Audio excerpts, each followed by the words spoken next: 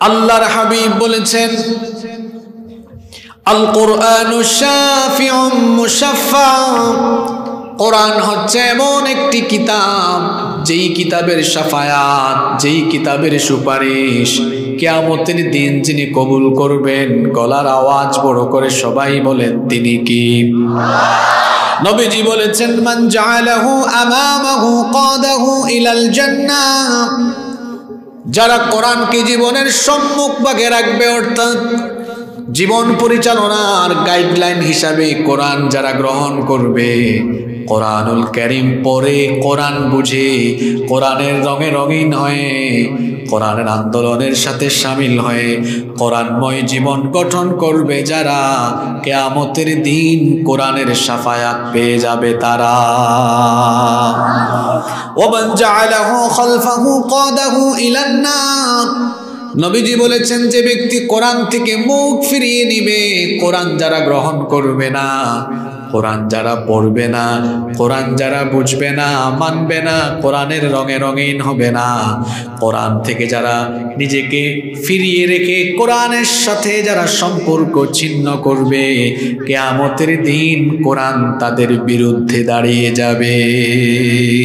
কোরআন যদি কারো বিরুদ্ধে দাঁড়িয়ে যায় তাহলে কিয়ামতের দিন তার নাজাতের আর কোনো সম্ভাবনা। আজন্য আমরা সবাই কোরআনের শাফায়াত পেতে চাইলে কোরআনের পক্ষে থাকার দরকার আছে না নাই? আপনাদের এই উপস্থিতি এটা প্রমাণ করে আমরা সবাই কোরআনের পক্ষে, আর কোরআনকে আমরা ভালোবাসি। আলহামদুলিল্লাহ, এই কোরআন এসেছে আমাদের মতো জীবিত মানুষের হেদায়েতের জন্য, কিন্তু আজ দুঃখ করে বলতে হয় যে কোরআন এসেছে জীবিত মানুষের হেদায়েতের জন্য। সেই কোরআন জীবিত মানুষ আর যতটা না গ্রহণ করছে, মৃত মানুষের জন্য কোরআনকে তার চেয়ে বেশি কাজে লাগানোর অপচেষ্টা চলছে। কোনো মানুষ যখন মারা যাচ্ছে, দেখা যাচ্ছে ওই মৃত মানুষের জন্য 1 খতম, 2 খতম, 100 খতম, 1000 খতম, খতমের পর খতম চলমান আছে। আলেম ওলামাদেরকে ডেকে এনে খতম পড়া হচ্ছে। যার জন্য খতম পড়া হচ্ছে এমনও হতে পারে জীবদ্দশায় ওই ব্যক্তি কোরআনুল কারীম বিশুদ্ধ করে শিখেও নাই। যার জন্য কোরআন খতম হচ্ছে, বিশেষ ক্ষেত্রে এমনও হতে পারে এই লোকটা যতদিন জীবিত ছিল ততদিন কোরআন আর কোরআনওয়ালাদের সাথে দুশ্মনী করেছে। যতদিন জীবিত ছিল কোরআনওয়ালা আলেম ওলামা হুজুরদেরকে দেখলেই মৌলবাদী, জঙ্গিবাদী বলে গালিগালাজ করেছে। চোর ডাকাতদেরকে বাদ দিয়ে কোরআনওয়ালাদের হাতে সুযোগ পাইলে হাত করা লাগিয়েছে। যতদিন জীবিত ছিল কোরআনওয়ালাদেরকে অপমান করেছে, কোরআনের আন্দোলনের উপরে হিংস্র হায়েনার মতো ঝাঁপিয়ে পড়েছে। কবরে যাওয়ার আগ পর্যন্ত যেই ব্যক্তির গোটা জীবন গেল কোরআনের বিরোধিতায়, মারা যাওয়ার পরে তার জন্য আপনি কোটি কোটি খতম দিলেও সারা দুনিয়ার আলেম নয়, কাবা শরীফের ইমাম সাহেবরাও যদি তার জন্য কিয়ামত পর্যন্ত খতম দিতে থাকে, কোরআন বিরোধী এই লোকটার জন্য মরার পরে কোনো খতম কোনো উপকারে আসবে না। কথা কি বোঝা যায়? কোরআন মরা মানুষের জন্য না জীবিত মানুষের জন্য? আমরা যারা জীবিত আছি আমাদের হেদায়েতের জন্য, জান্নাতের রাস্তা দেখাবার জন্য, আমাদেরকে একটি আলোকিত পথে নিয়ে আসার জন্য এই কোরআন যিনি নাজিল করেছেন, গলার আওয়াজ বড় করে সবাই বলেন তিনি কি? রব্বুল আলামিন। এজন্য সূরা ইব্রাহিমের মধ্যে বলেছেন, কিতাবুন আনজালনাহু ইলাইকা লিতুখরিজান নাসা মিনাল যুলুমাতি ইলান নূর। আমার হাবিব, আমি আপনার কাছে এই কিতাব নাজিল করেছি যেন আপনি তমসাচ্ছন্ন, নিকষ কালো অন্ধকারে পড়ে থাকা মানুষগুলোকে আপনি যেন আলোকিত পথ, হেদায়েতের পথ, গুমরাহির পথ থেকে ফিরিয়ে তাদেরকে যেন ঈমানের পথ, জান্নাতের পথ দেখাতে পারেন। এজন্য কোরআন নাজিল করেছেন কে? আমার যুবক ভাইদেরকে আমি ওয়েলকাম করছি কোরআনের এই মাজমায়, কোরআনের এই সমাবেশে। যুব সমাজকে বলছি, তোমরা সঠিক সময়ে সঠিক সিদ্ধান্ত নিয়েছো। যে সময়ে নায়ক নায়িকা গায়ক গায়িকা আর বেঈমানদের পিছনে থাকার কথা, সেই সময়টা তোমরা অপসংস্কৃতির ছোবল থেকে নিজেদেরকে মুক্ত করে কোরআনের পথে তোমরা নিয়ে এসেছো। সৌভাগ্যবান তোমরা। আল্লাহ প্রত্যেক তরুণ যুবক ছাত্রদেরকে কবুল করে নেন, বলেন আমিন। যুবকদের কথা আমি স্পেশালি কেন বলেছি, এর কারণ হলো এই যুব সমাজ হচ্ছে একটি সভ্যতা গড়ার কারিগর। তরুণ এবং যুব সমাজ এরা হচ্ছে একটি সমাজের মূল শক্তি। এই যুবকরা যদি পথভ্রষ্ট হয়ে যায় তাহলে একটি সমাজ বা সভ্যতা একেবারে ধ্বংসের কিনারে চলে যায়। যৌবনকাল হলো মানুষের জীবনের সবচাইতে দামি সম্পদ। Youth is called the golden season of human life. যৌবনকালকে মানুষের জীবনের স্বর্ণালী সময় বলা হয়। ইমাম কুরতুবী রাহিমাহুল্লাহ তিনি যৌবনকালকে কচু পাতার পানির সঙ্গে তুলনা করেছেন। কচু পাতার পানি, আপনারা কচু পাতা চেনেন তো? কচু পাতার মধ্যে পানি দিলে দেখবেন কচু পাতা এটা টলমল টলমল করে। এই দৃশ্য যে দেখে সে মনে করে যে কোনো মুহূর্তে কচু পাতা থেকে এই পানিটা পড়ে যেতে পারে। যৌবনকালকে কেন কচু পাতার পানির সঙ্গে তুলনা করা হলো? কারণ যৌবনকালে মানুষের শরীরে শক্তি বেশি থাকে, তারুণ্য থাকে, যৌবন থাকে। সমাজের চারপাশে ফিতনা অপসংস্কৃতি থাকার কারণে আমাদের যৌবন আর তারুণ্য ওই কচু পাতার পানির মতো ঝুঁকিতে থাকে, নড়ে পড়ে অবস্থা থাকে। কচু পাতার পানি যেমন যে কোনো মুহূর্তে পড়ে যেতে পারে, যুবক আর তরুণরা যদি অপসংস্কৃতি আর ফিতনা থেকে নিজেকে হেফাজত করতে না পারে, কচু পাতার পানির মতো তার যৌবনও নষ্ট হয়ে যাবে। এজন্য যুব সমাজকে সতর্ক থাকতে হবে, সচেতন থাকতে হবে। আজ গোটা পৃথিবীর দিকে আপনি তাকিয়ে দেখেন, মুসলিম উম্মার এই যুবকদেরকে, এই তরুণদেরকে দিগ্ভ্রান্ত পথভ্রষ্ট করে দেওয়ার জন্য সারা দুনিয়ার কাফির বেঈমান আর ইসলাম বিরোধী শক্তি এই যুব সমাজকে টার্গেট করে কাজ করছে। এদেরকে যেন ধ্বংস করে দেওয়া যায়। যুব সমাজ ধ্বংস করে দেওয়ার অনেক উপাদান আছে, কিন্তু বর্তমান পৃথিবীতে যুব সমাজকে ধ্বংসের জন্য যে উপকরণগুলো আমাদের সমাজের চারপাশে ছেড়ে দেওয়া হয়েছে, আজকে যুব সমাজ ধ্বংসের সেই কারণগুলো আমরা উল্লেখ করে এখান থেকে আমার যুব সমাজকে বের করে আনার জন্য কি করতে হবে সেটা কোরআন সুন্নাহর আলোকে আজকে আমরা জানবো, পড়ি ইনশাআল্লাহ। আমার মাথায় এটাও আছে, আজকে অসংখ্য মায়েরা বোনেরা এসেছেন। আজকের আলোচনার ভিতরে আমার মা বোনদের উদ্দেশ্যেও অনেক গুরুত্বপূর্ণ নসিহত থাকবে ইনশাআল্লাহ। আপনাদের মনোযোগ আছে তো? আমাকে দেরি করে উঠানোর কারণে আপনাদের কি মন খারাপ? আপনাদের মনোযোগ থাকবে তো? আমি তো অনেক কথা জমা করে নিয়ে এসেছি। যদি আপনারা আমাকে সাপোর্ট দেন, আমাকে আপনারা সহযোগিতা করেন, তাহলে এই কথাগুলো আপনাদের সামনে আমি আজকে তুলে ধরবো ইনশাআল্লাহ। ইলেকট্রনিক মিডিয়া, প্রিন্ট মিডিয়ার ভাইদেরকেও বলবো আপনারা ওইগুলো পয়েন্টগুলো নোট করে রাখতে পারেন, জাতির উপকারে কাজে লাগবে ইনশাআল্লাহ। তাহলে আমরা যে টপিক নিয়ে কথা বলা শুরু করেছি সে টপিক আপনাদেরকে আমি ইতিমধ্যে জানিয়ে দিয়েছি।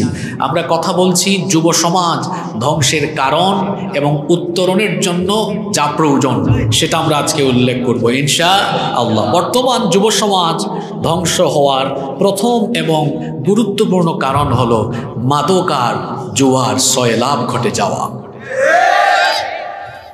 মাদক একটা সময় রাজধানী শহরে নগরে বন্দরে ছিল, কিন্তু এই মাদক এখন স্কুল কলেজ ইউনিভার্সিটি এমনকি শহরাঞ্চলের আবাসিক এলাকাকে ছাড়িয়ে গিয়ে এখন অজপাড়া গ্রামের কোনায় কানায় এই মাদক ছড়িয়ে গিয়েছে।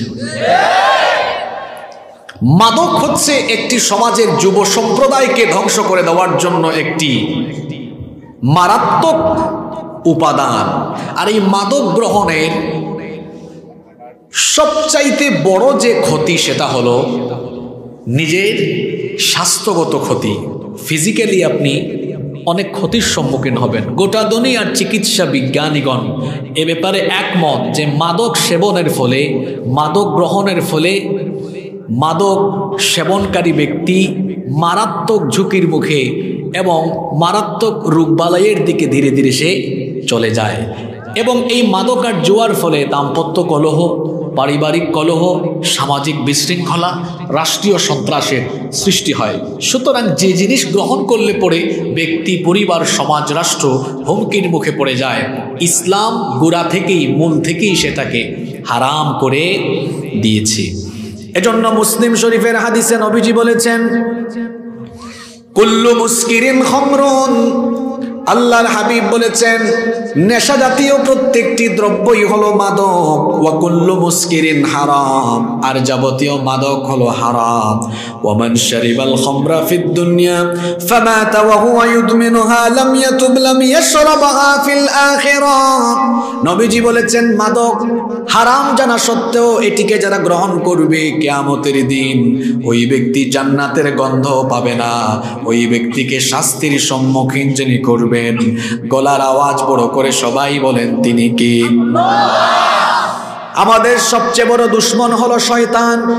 এই শয়তান আমাদেরকে পথভ্রষ্ট, গোমরাহ করে দেওয়ার জন্য এবং ওয়াসওয়াসা দেওয়ার জন্য সে যত মূল মন্ত্র, যত হাতিয়ার সে ব্যবহার করে, সেই হাতিয়ারগুলোর মধ্যে অন্যতম হলো মাদক এবং জুয়া। এজন্য রব্বুল আলামিন কোরআনুল কারীমের 5 নম্বর সূরা সূরাতুল মাইদা এর 90 নম্বর আয়াতে আল্লাহ তাআলা বললেন, ইয়া আইয়ুহাল্লাযীনা আমানু ইন্নামাল খামরু ওয়াল মাইসিরু ওয়াল আনসাবু ওয়াল আজলামু রিজসুম মিন আমালিশ শাইতান ফাজতানিবুহু লাআল্লাকুম তুফলিহুন। আল্লাহ তাআলা বলছেন, ইয়া আইয়ুহাল্লাযীনা আমানু, হে ঈমানদারেরা, ইন্নামাল খামরু ওয়াল মাইসিরু ওয়াল আনসাবু ওয়াল আজলামু রিজসুম মিন আমালিশ শাইতান। আল্লাহ তাআলা বলছেন নিশ্চয়ই মাদক, জুয়া, ভাস্কর্য প্রতিমা এবং ভাগ্য নির্ণায়ক তীর এগুলো হচ্ছে শয়তানি উপকরণ, এগুলো হলো শয়তানি কাজ। শয়তান এগুলোর মাধ্যমে তোমাদেরকে ওয়াসওয়াসা দিয়ে বিপথে নিয়ে যেতে চায়। শয়তান চায় আমাদেরকে এগুলোর মাধ্যমে পারস্পরিক বিদ্বেষ, দাম্পত্য কলহ, পারিবারিক কলহ, সামাজিক বিশৃঙ্খলা আর রাষ্ট্রীয় সন্ত্রাস ঘটিয়ে মানবতাকে বিপর্যস্ত করে দিতে। এজন্য আল্লাহ তাআলা পরের আয়াতে বললেন, খেয়াল করে শুনেন, ইন্নামা ইউরিদুশ শাইতানু আইয়ুকিআ বাইনাকুমুল আদাওয়াতা ওয়াল বাগদাআ ফিল খামরি ওয়াল মাইসিরি ওয়া ইয়াসুদ্দাকুম আন যিকরিল্লাহি ওয়া আনিস সালাহ ফাহাল আনতুম মুনতাহুন। আল্লাহ তাআলা বলছেন, ইন্নামা ইউরিদুশ শাইতান, নিশ্চয়ই শয়তান চায়, আইয়ুকিআ বাইনাকুমুল আদাওয়াতা ওয়াল বাগদাআ ফিল খামরি ওয়াল মাইসির, মাদক এবং জুয়ার মাধ্যমে তোমাদের মধ্যে বিদ্বেষ, তোমাদের সম্পর্কে ফাটল ঘটাতে, মানবতাকে বিপর্যস্ত করে দিতে। এই আয়াতের সাথে যদি বর্তমান দুনিয়ার বাস্তবতা মিলাতে যান তো দেখুন আল্লাহর কালামের কথাগুলো কতটা বাস্তবিক। মাদক আর জুয়ার মাধ্যমে কিভাবে পরিবার, সমাজ আর রাষ্ট্র হুমকির মুখে পড়ে যায়। দেখবেন মাদকাসক্ত আর জুয়ায় আসক্ত লোকেরা বেশিরভাগ ক্ষেত্রে এই সকল লোকেরাই তাদের বউ পিটায়। মাদক আর জুয়ায় আসক্তির ফলে তার কাছে যখন পয়সা থাকে না, বাড়িতে গিয়ে বউকে বলে, তোর সোনা দানা আমাকে দিয়ে দে, আমি বন্ধক দিব অথবা বিক্রি করে দিয়ে আমি আমার কাজ সারবো। বউ যখন দেয় না তখন বউয়ের গায়ে হাত তুলে বউকে শারীরিক নির্যাতন চালায়। এমন ডাকাত আমার সমাজে আছে না নাই? যারা বউ পিটায় এরা মানুষ না শয়তান। আপনি আপনার বিবির সাথে কেমন আচরণ করবেন আল্লাহ শিখিয়েছেন, ওয়া আশিরুহুন্না বিল মারুফ, আল্লাহ তাআলা বলছেন তুমি তোমার ওয়াইফের সাথে, তোমার স্ত্রীর সাথে সম্মানজনক আচরণ করো, ভালো আচরণ করো, উত্তম আচরণ করো। আমাদের মধ্যে অনেক ভাইয়েরা আছেন, কথায় রাগ করবেন না, দেখা যায় বাড়িতে তার বউয়ের সাথে আচরণ করে কামলা বেডির মতো, আর যখন বাড়ি থেকে বের হয়ে সুনামগঞ্জ সদরে যায়, রাস্তাঘাটে কিংবা মার্কেটে কোনো সুন্দরী আপু পেলে তখন তার সাথে সুন্দর আচরণ করে। এমন মানুষ বোধহয় আমার সমাজে নাই। নিজের স্ত্রীকে সুন্দর নামে ডাকবেন, নিজের স্ত্রীকে নিয়ে একই সাথে খাবার খেতে বসবেন, নিজের স্ত্রীর মুখে তুলে মাঝে মাঝে খাইয়ে দিবেন, বিবাহ বার্ষিকীতে তাকে নিয়ে আপনি গিফট করবেন, বউকে নিয়ে সুযোগ পেলে ঘুরতে যাবেন, বিবির সাথে ভালো আচরণ করবেন। টাকা পয়সা ক্ষমতা থাকবে, কিন্তু বিবি যদি ভালো না হয়, দেখবেন টাকা পয়সা আর ক্ষমতা থাকলেও ঘরের ভিতরে গেলে জাহান্নামের মতো অশান্তি অশান্তি লাগে। এই অশান্তি যদি দূর করতে চান তো নিজের বিবির সাথে ভালো আচরণ করেন। দুনিয়ার সকল পয়গম্বরদের জীবনী পড়ে দেখেন, প্রত্যেকেই তার বিবির সাথে কত ভালো আচরণ করেছেন। যারা বিবির সাথে ভালো আচরণ করে তাদের চেহারা সুরত সুন্দর থাকে, যারা বিবির সাথে খারাপ আচরণ করে চেহারাটা দেখতে দেখবেন ডাকাইতের মতো লাগে। কারণ বিবির সাথে যদি ভালো আচরণ না করেন তরকারি মজা হবে না। চাবিকাঠি কিন্তু বিবির হাতে, তরকারিতে লবণ ঠিক মতো দিবে না। আর বিবিকে খুশি করেন, বিবিও আপনাকে খুশি করে দিবে। নবীজি বলেছেন, শোনো, তোমাদের মধ্যে তারা সবচাইতে উত্তম যে তার নিজের স্ত্রীর কাছে উত্তম। আমার নবীর ঘরে দামি দামি ফার্নিচার ছিল না, আমার নবীর ঘরে দামি দামি কোনো আসবাবপত্র ছিল না, এসিও ছিল না। আম্মা জানা আয়েশা রাদিয়াল্লাহু আনহা বলেছেন, আমাদের ঘরে দামি ধন দৌলত না থাকলেও ভালোবাসা, পারস্পরিক মহব্বত দিয়ে গোটা ঘরটা ভরপুর ছিল বলে আমাদের গোটা ঘরের মধ্যে বরকত যিনি দিয়ে দিয়েছেন তিনি কে? বলছিলাম মাদকাসক্ত আর জুয়াসক্ত, জুয়াখোরেরা তাদের বউ পিটায়, এদের দাম্পত্য জীবনে সমস্যা আছে। যদি এটা আপনি প্রমাণ পেতে চান, থানার ওসি সাহেব, ইউনিয়নের মেম্বার আর চেয়ারম্যান সাহেবকে জিজ্ঞেস করে দেখেন। মাদকাসক্ত আর জুয়াসক্ত লোকদের স্বামী স্ত্রী ঝামেলা মিটাইতে গিয়ে বিচার আচার করতে করতে তাদের অবস্থা খারাপ। খুরেরা বউ পিটায়, শুধু তাই নয়, মাদকাসক্ত আর জুয়াসক্ত লোকেরা এরা মায়ের সঙ্গে বাপের সঙ্গেও খারাপ আচরণ করে, এরা মা বাবার সঙ্গে অভদ্রের মতো আচরণ করে। তার বাস্তব নমুনা হলো ঐশী। সেটা শুধু অভদ্র আচরণ করে নাই, তার মা বাপকে জবাই করে ফেলেছে। মাদকাসক্ত জুয়াসক্ত ছেলে মেয়েরা মা বাপকে খুন করতেও তারা দ্বিধাবোধ করে। মাদকাসক্ত আর জুয়াখোরেরা অনেক সময় চোর হয়ে যায়। যখন তার পকেটে পয়সা থাকে না, তখন দেখা যায় তার বাপের পকেট থেকে পয়সা চুরি করে। শুধু তাই নয়, বাংলাদেশে এমন নজিরও আছে মাদকাসক্ত জুয়াসক্ত লোকদের যখন টাকার দরকার, বাবার কাছ থেকে জায়গা জমির দলিল নিয়ে অন্য জায়গায় বন্ধক কিংবা বিক্রি করে দিয়ে সে তার মাদক কিংবা জুয়ার যে টাকার দরকার সেই প্রয়োজন পূরণ করেছে। হয়েছে। এরপরে মাদকাসক্ত আর জুয়াসক্ত লোকেরা এরা সামাজিক সন্ত্রাসের কারণ হয়ে দাঁড়ায়, এরা ডাকাত হয়ে যায়। মাদক আর জুয়ার জন্য যখন তার পয়সার দরকার হয়, দেখবেন দিনে দুপুরে তখন ধনপুর বাজারের মধ্যে চুরি কিংবা ছিনতাই করে। তাহলে বোঝা গেল মাদক আর জুয়ার কারণে পরিবার নষ্ট, সমাজ নষ্ট, দেশ নষ্ট। এই জন্য মাদক আর জুয়াকে শুরু থেকেই, গোড়া থেকেই হারাম করে দিয়েছেন কে? মাদকের সাথে সম্পৃক্ত 10 ব্যক্তিকে লানত দিয়েছেন মুহাম্মদ। আমরা বলি সাল্লাল্লাহু আলাইহি ওয়াসাল্লাম। হাদিসে এসেছে, লাআনা রাসূলুল্লাহ সাল্লাল্লাহু আলাইহি ওয়াসাল্লাম ফিল খামরি 10। মাদকের সাথে সম্পৃক্ত 10 ব্যক্তিকে লানত দিয়েছেন মুহাম্মদ সাল্লাল্লাহু আলাইহি ওয়াসাল্লাম। 1 নাম্বার হলো আসিরাহা, যারা মাদক তৈরি করে, মাদক যারা বানায়, এদের উপরে লানত। 2 নম্বর হলো মুতাসিরাহা, যারা মাদকের উপদেষ্টা। আমার দেশে দেখবেন ভালো কাজের উপদেষ্টা আদেশদাতা আছে, খারাপ কাজেরও আদেশদাতা আছে, মাদক কারবারিদেরও উপদেষ্টা আছে। এবং মাদক কারবারিদের উপদেষ্টা অনেক সময় দেখবেন ভালো চেহারা সুরতের মানুষরাও মাঝে মাঝে এদের উপদেষ্টা হিসাবে এদেরকে মাঝে মাঝে দেখবেন প্রোটেকশন দিয়ে থাকে। দিনের বেলা মাদক বিরোধী সমাবেশ, ব্যানারের মধ্যে লেখা মাদক বিরোধী সমাবেশের মাঝখানের চেয়ারে সভাপতি প্রধান অতিথি, এখন চেয়ারে বসে মাইকের সামনে মাদকের বিরুদ্ধে দিনের বেলা বক্তৃতা করে। আবার রাতের বেলা দেখা যায় যারা মাদকের চালান দেয় তাদের মাথায় হাত বোলায়, বলে তোমার জিনিস তুমি ঠিক রাখো আর আমার ড্রয়ারও তুমি টাকা দিয়া ঠিক রাখো। এরকম উপদেশটা আমাদের সমাজে নাই, আপনার সমাজেও আছে, আপনি দেখে নিন। 3 নম্বর হলো নবীজি বলেছেন শারিবাহা, মাদক যারা গ্রহণ করে, মাদক যারা সেবন করে তাদের উপরে লানত। 4 নম্বর হলো হামিলাহা, মাদক যারা বহন করে, ক্যারি করে, মাদক যারা ক্যারি করে বহন করে নিয়ে যায়।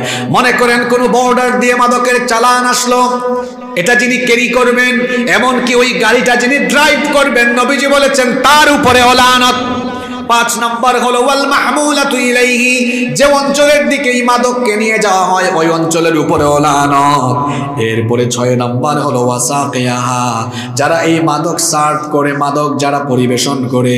আমাদের এই সিলেট বিভাগের অনেক মানুষ লন্ডনে আমেরিকায় থাকে, পয়সার কারণে যদি আপনি কোনো নাইট ক্লাব কিংবা ক্যাসিনোতে গিয়ে বিদেশে চাকরি করেন, সেখানে যদি আপনি গেস্টদেরকে মাদক মদ দেওয়া লাগে, মদ সার্ভ করা লাগে, নবীজি বলেছেন যে ব্যক্তি সার্ভ করে তার উপরে লানত। 7 নম্বর হলো ওয়াবাইআহা, যারা মাদক বিক্রি করে তাদের উপরে লানত। 8 নম্বর হলো ওয়াআকিল সামানিহা, মাদকের জন্য যারা সামান বা মূল্য গ্রহণ করে, মাদক নির্মূলের জন্য দায়িত্ব দেওয়া হলো।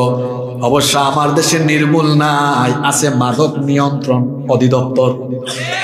এই নামটা যে কারা রাখছে আমি জানি না। আপনারা বলেন মাদককে আপনারা ধ্বংস করে দিতে চান, তো নামটা মাদক নিয়ন্ত্রণ রাখছেন কেন? তার মানে কি নিয়ন্ত্রিত মাত্রায় তলে তলে খাবে? এটার নাম আপনারা বদলে দেন, এটার নাম রাখতে হবে মাদক নির্মূল অধিদপ্তর। মাদকের জন্য মূল্য গ্রহণ করে মাহফিলে পুলিশের ভাইয়েরা আছেন, আমি জানি আপনারা রাগ করবেন না। আমাদের দেশের অনেক পুলিশ আছেন আল্লাহওয়ালা। এই যে দেখেন আমার ওসি সাহেব কিছুক্ষণ আগে মাহফিলে আসলেন, বসলেন, তার মানে মাহফিলের প্রতি, কোরআনের প্রতি তার মহব্বত আছে, বাস্তবায়নেও সহযোগিতা করেছেন। কিন্তু আমার দেশে মাঝে মাঝে হাতে গোনা 2-1টা লোক খারাপ হয়। বাস্তব প্রমাণ হলো ওসি প্রদীপ। এই ওসি প্রদীপ টেকনাফে দায়িত্ব পেয়ে, আমি তো ঘন ঘন টেকনাফে মাহফিলে যাই। এই ওসি প্রদীপ ওসি থাকাকালীন তখন মাদকের জন্য অনেক টাকা ঘুষ নিয়েছে, আছে না নাই? প্রশাসনের অনেক ভাইরা আছেন আল্লাহওয়ালা, নামাজি মানুষ, ভালো মানুষ, ঘুষ খান না। কিন্তু ওসি প্রদীপের মতো মাঝে মাঝে কয়েকটা পাওয়া যায়। মাদকের জন্য যারা প্রশাসনিক সেক্টরে থেকে ঘুষ গ্রহণ করবে, আজকের ওয়াজ কিন্তু পুলিশ সুদ্ধা কেউ বাকি নাই, কারণ কোরআনে সবার কথা আছে না নাই? মাদকের জন্য যারা ঘুষ খাবে এদের উপরেও লানত। 9 এবং 10 নম্বর নবীজি বলেছেন ওয়াল মুশতারি লাহা ওয়াল মুশতারাতু লাহু, মাদক যারা ক্রয় করে এবং বিক্রয় করে। এই যে হাদিসে 10 শ্রেণীর মানুষের কথা বলা হলো মাদকের সাথে সম্পৃক্ত, এই 10 ব্যক্তিকে লানত দিয়েছেন মুহাম্মদ সাল্লাল্লাহু।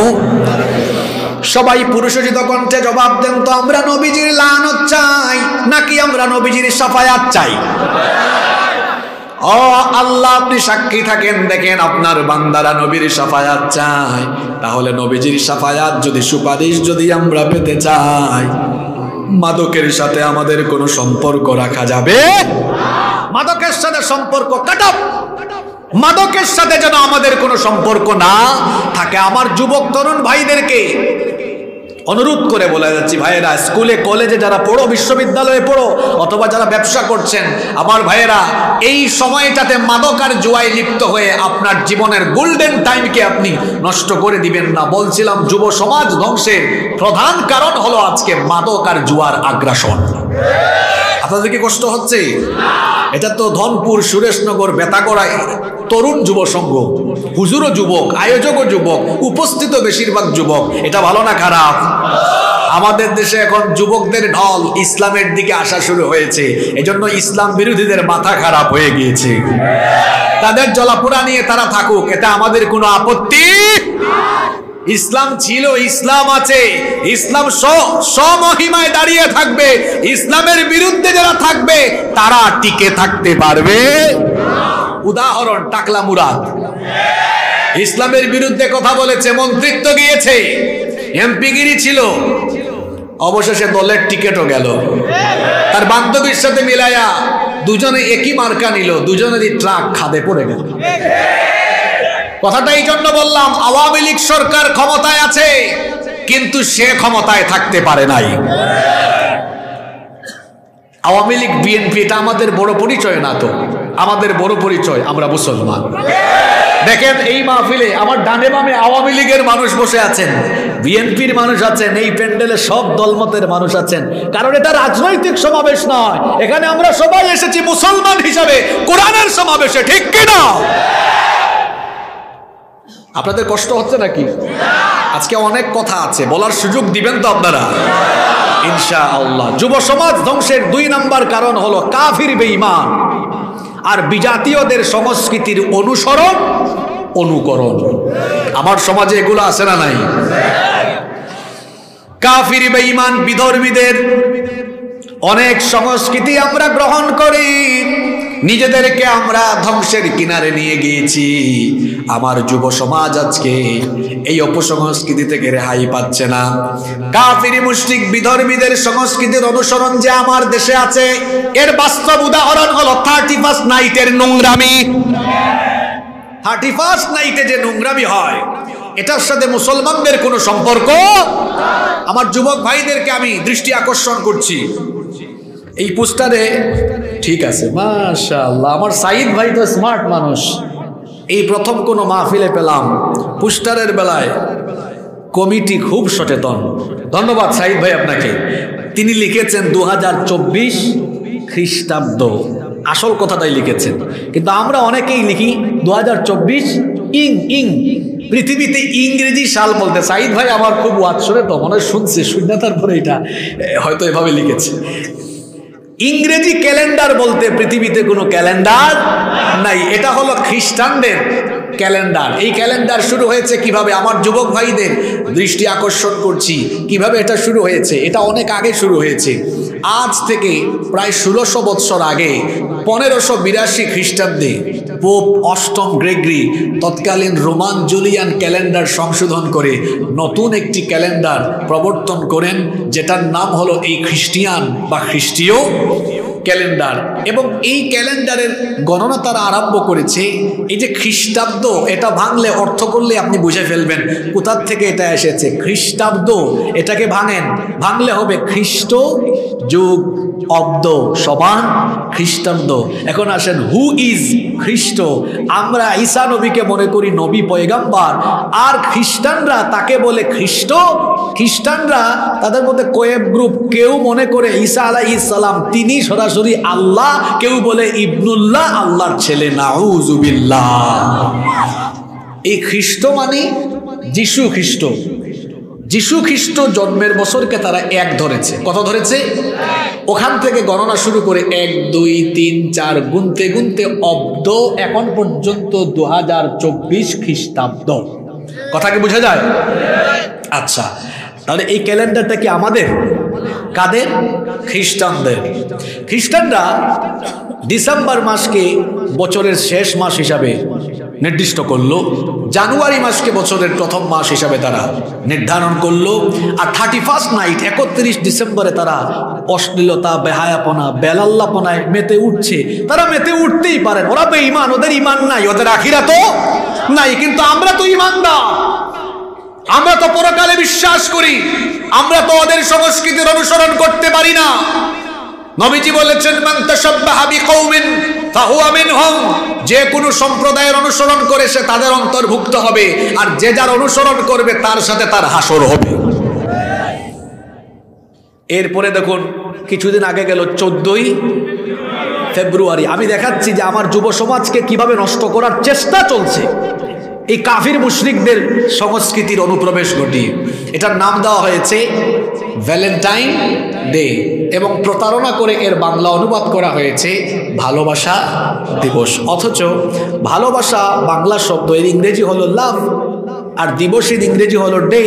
তাহলে ভালোবাসা দিবসের ইংরেজি হওয়া উচিত ছিল লাভ ডে, না হয়ে হয়েছে কেন ভ্যালেন্টাইন ডে? ভ্যালেন্টাইন আসলে একজন মানুষের নাম, একজন ব্যক্তির নাম, এবং এটা লুচ্চা ছিল। কি ছিল? আপনি গুগল শরীফে যান, গিয়ে উইকিপিডিয়াতে, এনসাইক্লোপিডিয়া ব্রিটানিকাতে সার্চ করে দেখেন তার ব্যাপারে। আজ থেকে 1749 বছর আগে 275 খ্রিস্টাব্দে সম্রাট ক্লাডিয়াসের শাসন আমলে এই ভ্যালেন্টাইন নামক লুচ্চাকে সম্রাটের মেয়ের সাথে অবৈধ সম্পর্কের কারণে কোথাও কোথাও তথ্য এসেছে জেলারের মেয়ের সাথে মানে আকাম কুকাম এর কারণে তাকে গ্রেফতার করা হয়েছে। অবশেষে তাকে যেদিন মৃত্যুদণ্ড দেওয়া হয়েছিল দিনটা ছিল 14ই ফেব্রুয়ারি। বহু বছর চলে যাওয়ার পরে খ্রিস্টান পোপ ভ্যালেন্টাইনের নামে 14ই ফেব্রুয়ারিকে একটা দিবস ঘোষণা করলেন, ভ্যালেন্টাইন ডে, মানে ভ্যালেন্টাইন মরার দিবস। আরো বহু বছর পরে ভ্যালেন্টাইনের মতো যত লুচ্চা আছে পশ্চিমা দেশগুলোতে এই লুচ্চারা ভ্যালেন্টাইনের প্রতি সমবেদনা জানিয়ে তারা এই দিবসকে উদযাপন করা আরম্ভ করলো। আমার চাচারা আমার সাথে একটু কথা বলেন তো বাবারা, আমাদের মতো জুয়ান বয়সে ভালোবাসা দিবস বলে কোনো দিবসের নাম শুনছেন আপনারা?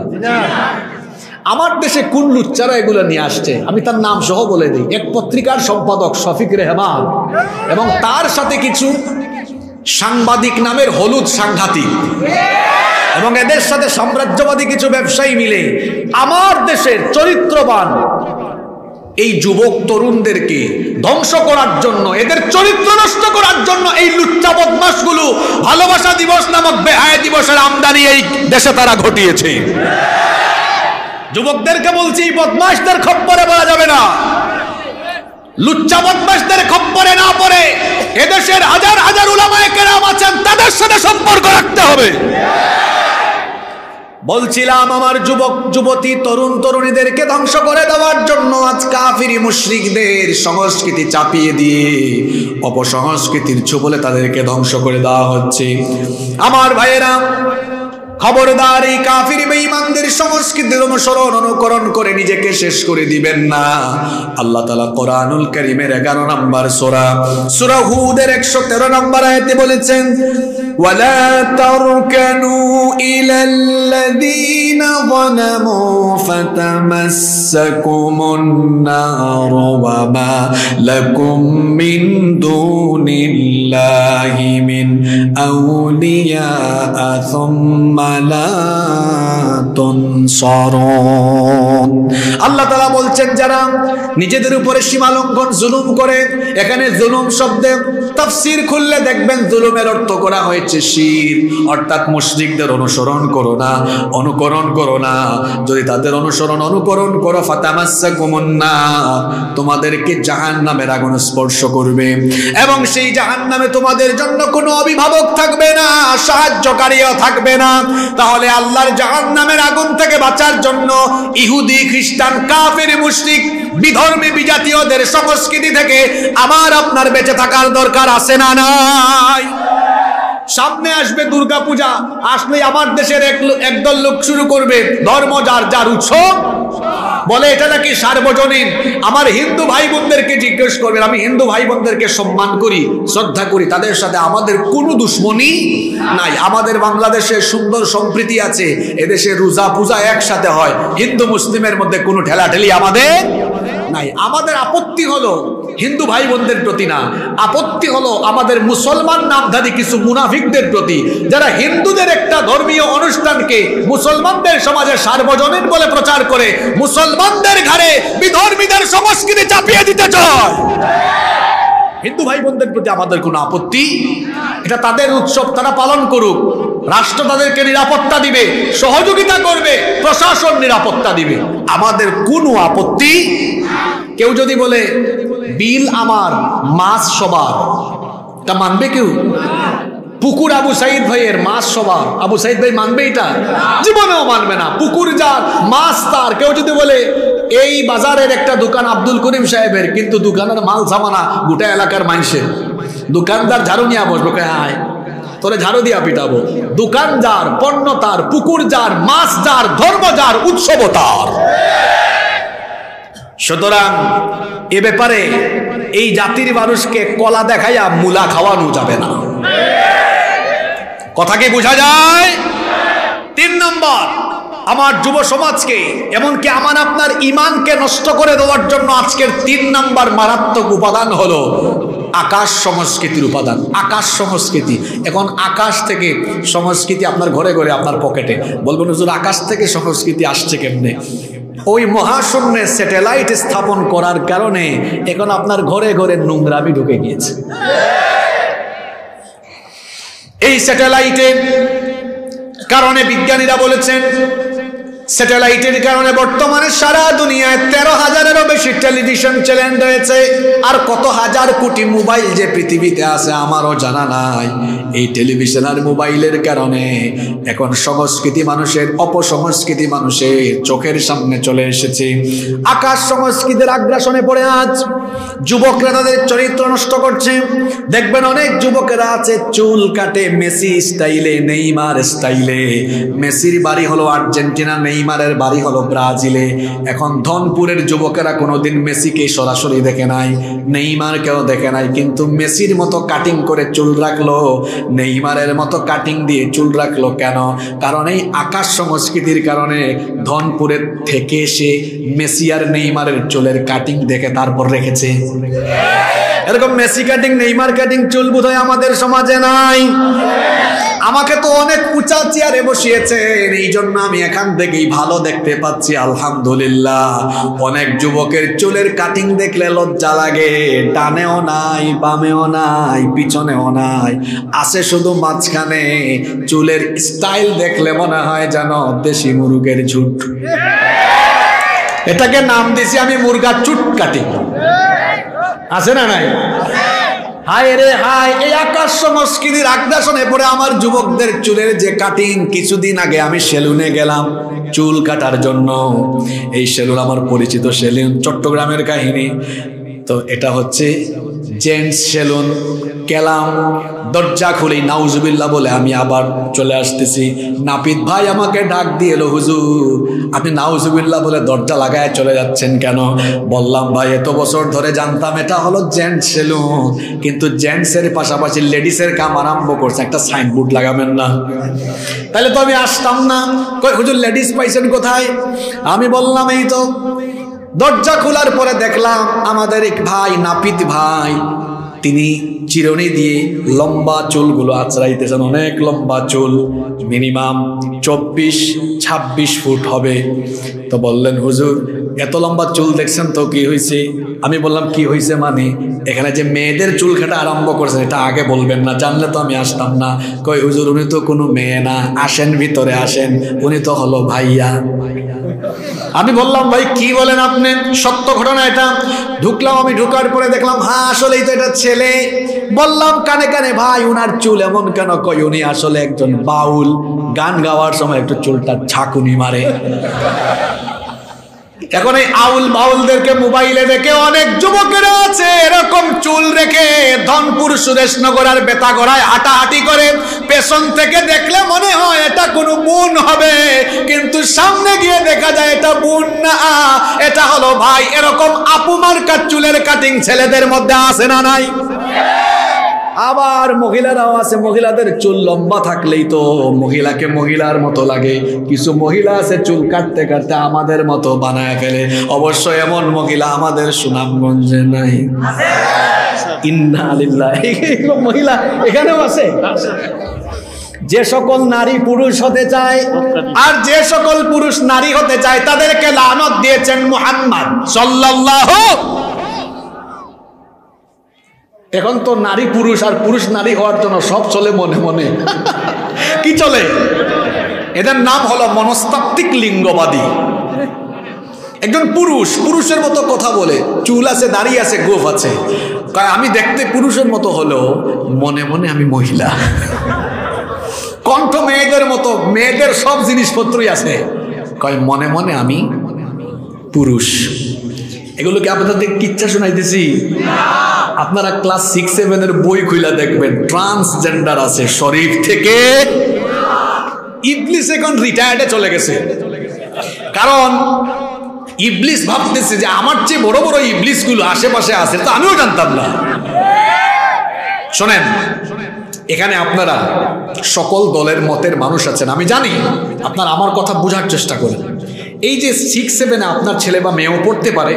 আচ্ছা আপনারা বলেন তো, আপনার ছেলে বা মেয়ে যদি ক্লাস 6-7-এ এই ট্রান্সজেন্ডার নামক এই শয়তানি জিনিস শিখে, তাইলে ছোটবেলা থেকে তার মন মানসিকতা কি ওইভাবে বেড়ে উঠবে না?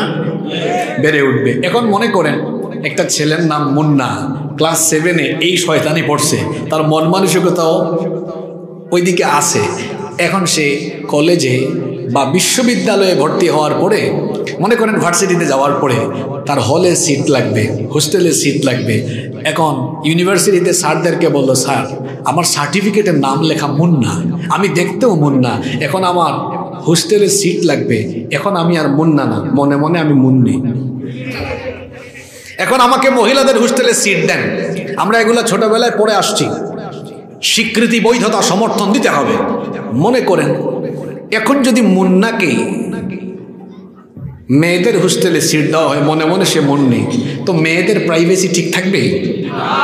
মুন্নাকে মুন্নি বানিয়ে মেয়েদের হোস্টেলে সিট দিলে কি হবে? এক শেয়াল মুরগির খামারের পাশে গিয়ে মুরগিদেরকে বলছে, দেখো আমি দেখতে শেয়াল বটে, কিন্তু মনে মনে আমি মুরগি। মুরগি যদি দয়ামায়া করে বলে, ঠিক আছে দেখতে শিয়াল হইলে কি হবে, মনে মনে মুরগি আমাদের সাথে থাকতে দাও। শিয়াল মনে মনে মুরগি হয়ে যদি মুরগির খামারে ঢুকে, সকালবেলা কি একটা মুরগ থাকবে? সব মুরগি।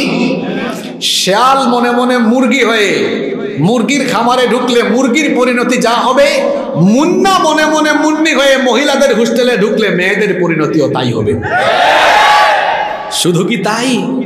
হ্যাঁ, আচ্ছা বলেন তো, মুন্না যদি তার বাপকে বলে, আপনারা এখানে দয়া করে আমার কথায় কেউ রাগ করবেন না, এটা আমাদের সকলের হৃদয়ের আকুতি। মনে করেন আপনার ছেলেটা ক্লাস 6-7 এগুলা পয়লা বড় হয়ে গেছে, আপনারা এসে বলতেছে, আব্বু দেখেন আমি দেখতে মুন্না, কিন্তু আমার কাছে মনে মনে লাগে আমি মুন্নি, আমার বিয়ে দেওয়ার সময় কিন্তু মুন্নি ভেবেই বিয়ে দিবেন।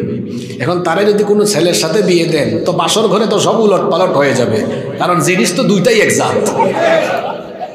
মনে মনে মুন্নি ভাবলে কি হবে, তার পার্টস যা আছে সব তো মুন্নারই আছে। কথা কি বোঝা যায়? আর যদি মেয়ে হয় মুন্নি, আরো মুশকিল। মুন্নি বলবে, আব্বু এতদিন ধরে আমি মুন্নি, এখন আপনারা জায়গা জমি বন্টন করবেন, মনে মনে মুন্না। এখন বন্টন করেন তো, তাইলে জায়গা জমি বন্টনে, বিয়ে শাদিতে, হোস্টেলের সিট দিতে, তারপর সিএনজিতে, বাসে, সব জায়গায় এমন এক শয়তানি, এমন এক বদমাইশি আরম্ভ হবে যে গোটা সমাজ, গোটা রাষ্ট্র ধ্বংসের মুখে পড়ে যাবে। সুতরাং এই ট্রান্সজেন্ডার নামক শয়তানি বিষয় আমাদের ছেলে মেয়েদের পাঠ্য বই থেকে বাতিল করতে হবে, করতে হবে, করতে হবে। শুধু বাতিল করলে হবে না,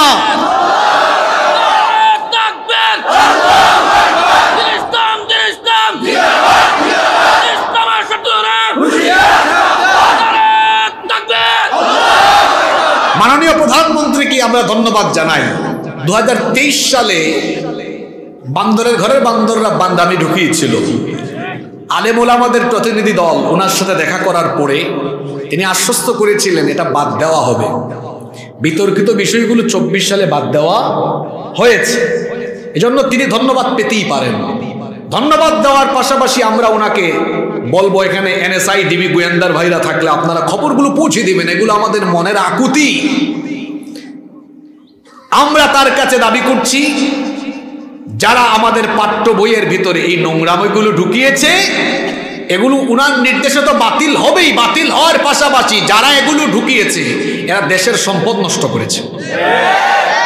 কিভাবে নষ্ট করেছে? এই যে বইগুলো ছাপা হয়েছে, এগুলো সব আমাদের ট্যাক্সের পয়সায়। এখন যদি আবার এই বইগুলো বাতিল করে আবার ছাপানো হয়, তাহলে দেশের সম্পদ কি নষ্ট হলো না? তাহলে দেশের সম্পদ নষ্ট করার অপরাধে এই কাজে যারা জড়িত এদেরকে গ্রেফতার করে অবশ্যই দৃষ্টান্তমূলক শাস্তির আওতায় আনতে হবে। বলছিলাম,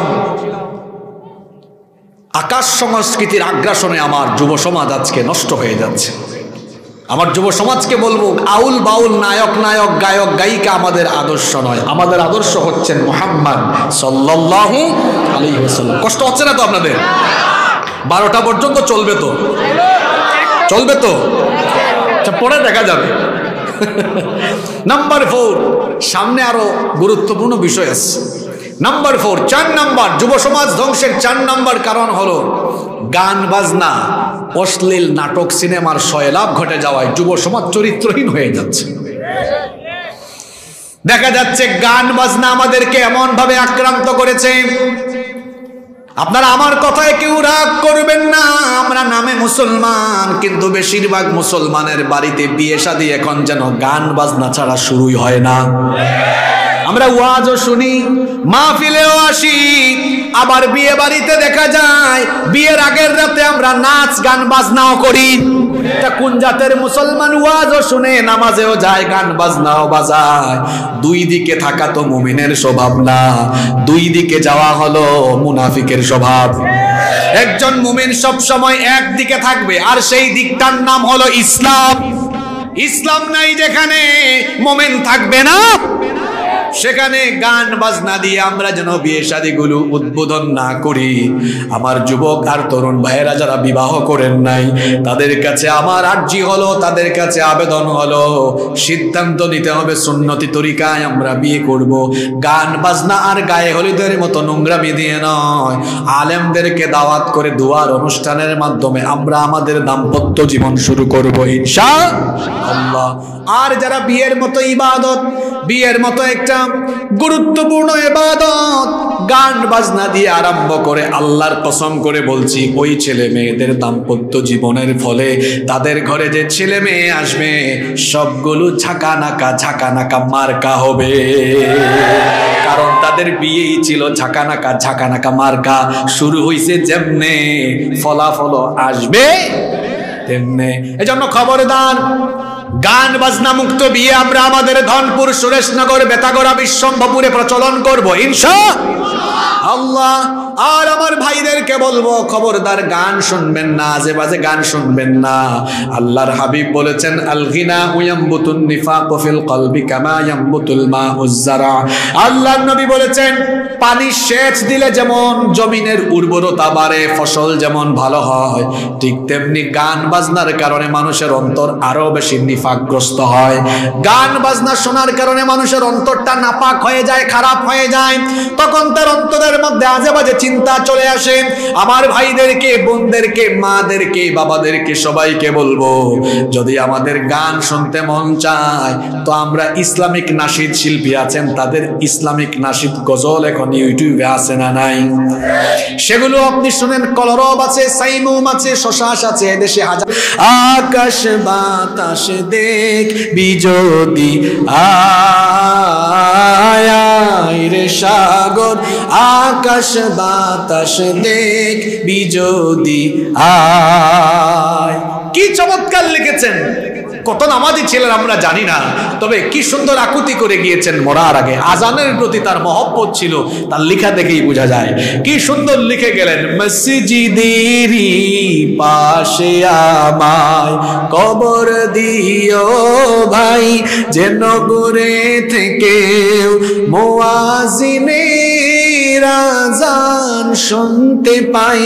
মসজিদেরই পাশে আমায় কবর দিও ভাই, আমার ঘরের পাশে দিয়ে ভাই নামাজিরা যাবে, পবিত্র সেই পায়ের ধ্বনি এ বান্দা শুনতে পাবে। গরু আযাব থেকে গুনাহগার পাইবে রেহাই, মসজিদেরই পাশে আমায় কবর দিও ভাই। আল্লাহু আকবার।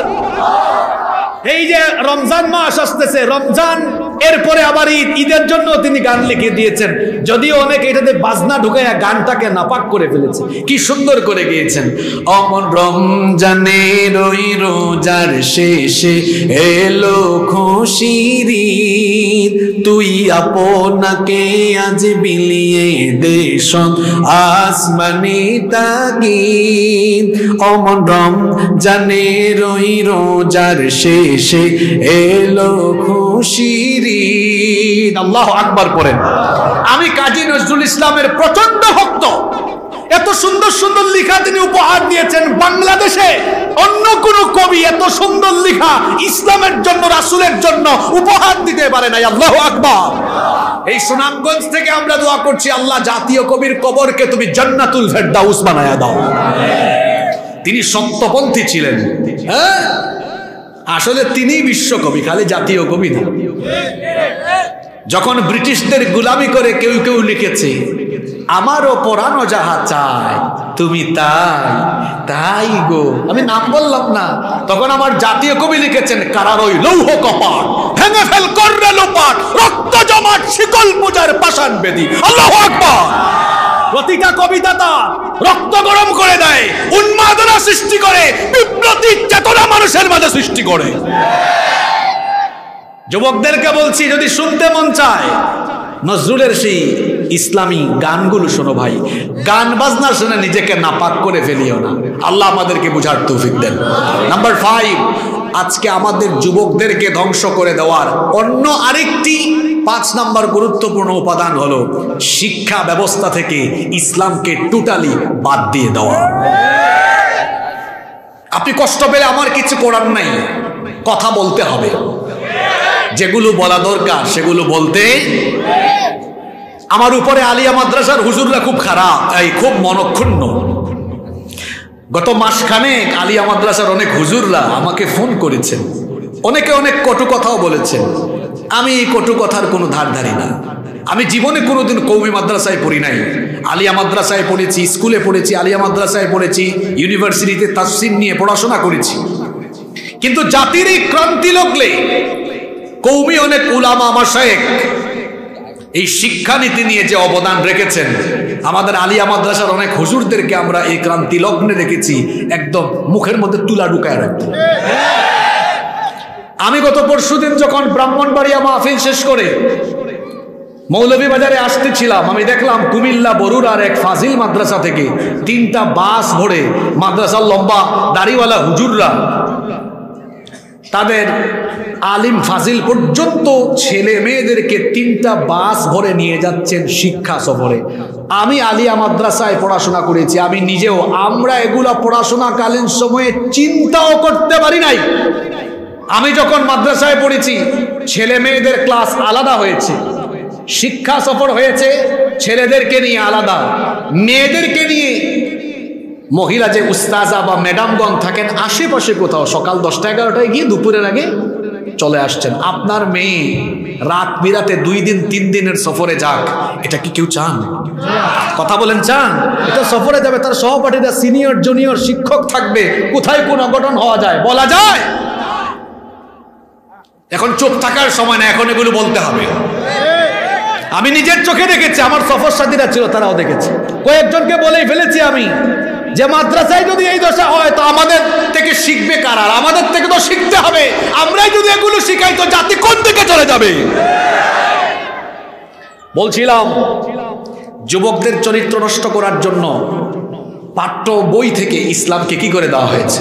আর আপনি বলবেন হুজুর কিসের সাথে কি মিলাইলেন? হ্যাঁ, একটা ছেলে যখন ছোট শিশু থাকে স্কুলে ভর্তি করে দিয়েছি আমরা তাকে, বা মাদ্রাসায় ভর্তি করে দিয়েছি, প্রাইমারি শেষ করলো, কিশোর বয়সে হাই স্কুলে গেল, অথবা ইবতেদায়ী শেষ করে সে এরপরে সানাউইয়াতে গেল, এরপরে তরুণ হলো, মাধ্যমিকে গেল, কলেজে গেল, একটু যুবক হলো, ইউনিভার্সিটিতে গেল। কথা শুনতেছেন তো? মূল কথাগুলো বলে ফেলতেছে, শোনেন। এখন আপনি ক্লাস 1 থেকে মাস্টার ডিগ্রি পর্যন্ত শিশুকাল, কৈশোরকাল, তরুণকাল, যৌবনকাল, তার গোটা শিক্ষা জীবনে আপনি তাকে বাংলা শিখালেন, ইংরেজি শিখালেন, গণিত শিখালেন, বিজ্ঞান শিখালেন, ভূগোল শিখালেন, অর্থনীতি শিখালেন, শারীরিক শিক্ষা নামক ফাইজলামি শিক্ষা শিখাইলেন, শিল্প সংস্কৃতি যা যা আছে সব শিখাইলেন। কুরআন নাই, হাদিস নাই, ইসলাম নাই। কুরআন, হাদিস, ইসলাম বাদ দিয়ে কোনো জাতির শিক্ষা কারিকুলাম দিয়ে ওই জাতির লোকদেরকে শিক্ষিত বানালেও পরিশেষে দেখা যাবে 99% ক্ষেত্রে এরা এই শিক্ষার মাধ্যমে শিক্ষিত চোর, শিক্ষিত ডাকাত, শিক্ষিত সন্ত্রাস, শিক্ষিত বদমাশ হবে।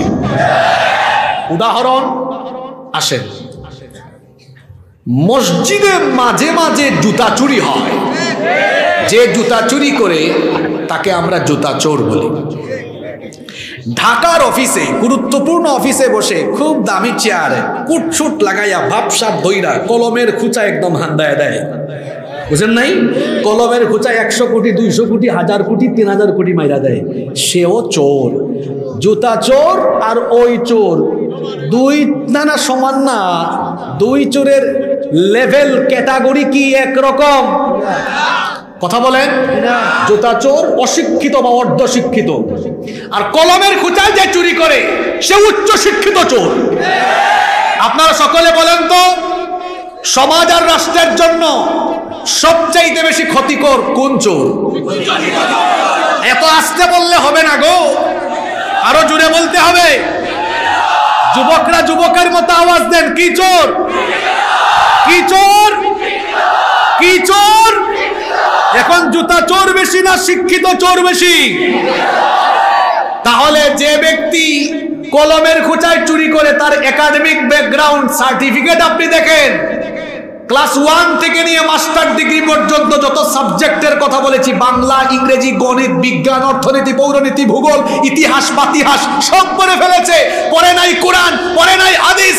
এই জন্য তার এই কোরআন হাদিস বিবর্জিত শিক্ষা ব্যবস্থা তাকে শিক্ষিত ডাকাত, শিক্ষিত চোর বানিয়েছে। যদি একবারে লাইনে উঠাই দিই, একবারে মেরা দিয়েন, একবারে লাইনে উঠাই দিই, দাঁড়ান।